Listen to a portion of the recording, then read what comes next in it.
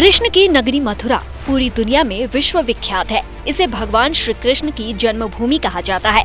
पश्चिमी यूपी में आने वाले मथुरा का धार्मिक महत्व किसी से छिपा नहीं है। श्री कृष्ण जन्मभूमि और शाही ईदगाह मस्जिद विवाद मामले ने भी इस शहर को काफी हाईलाइट कर दिया है।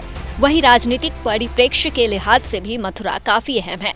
जैसा कि इन दिनों चुनावी मौसम है तो सभी की नजरें मथुरा लोकसभा सीट पर टिकी है, क्योंकि इस बार बीजेपी ने ऐसा मास्टर स्ट्रोक खेला कि कांग्रेस का सारा समीकरण बिगड़ गया। जिस चेहरे को कांग्रेस हेमा मालिनी के सामने खड़ा करना चाहती थी, उसी को बीजेपी ने अपने पाले में कर लिया।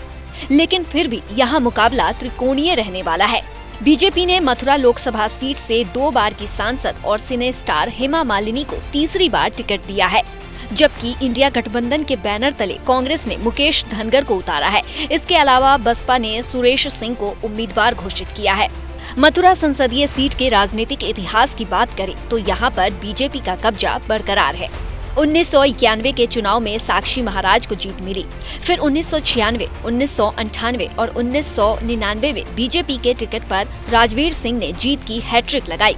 लेकिन 2004 के चुनाव में कांग्रेस के टिकट पर मानेंद्र सिंह ने परचम लहराया। 2009 के चुनाव में बीजेपी और आरएलडी के बीच गठबंधन में जयंत चौधरी मैदान में उतरे और 1,69,613 मतों के अंतर से चुनाव जीतने में कामयाब रहे।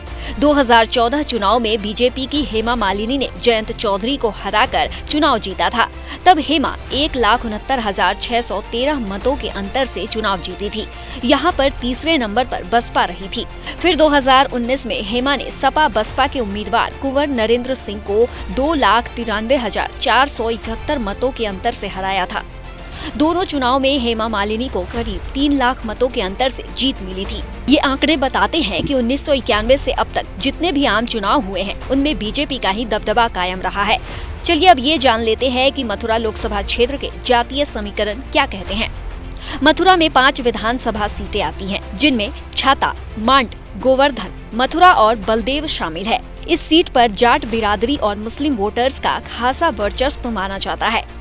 16 लाख से अधिक वोटरों वाली इस सीट में जाट और मुस्लिम वोटरों के अलावा ब्राह्मण, ठाकुर, यादव और वैश्य वोटर भी अहम भूमिका निभा रहे हैं।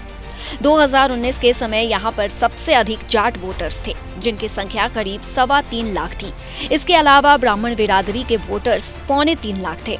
बहरहाल अब देखना ये है कि सत्ता की इस अग्नि परीक्षा में कृष्ण की धरती मथुरा में किसकी धुन का चलेगा जादू। मथुरा को लेकर बीजेपी ने कांग्रेस के प्रत्याशी के सामने जो संकट खड़ा किया है, वो कितना असरदार होगा। क्या ड्रीम गर्ल मथुरा से हैट्रिक लगा पाएंगी या फिर कांग्रेस या बसपा कुछ अलग कमाल करेगी।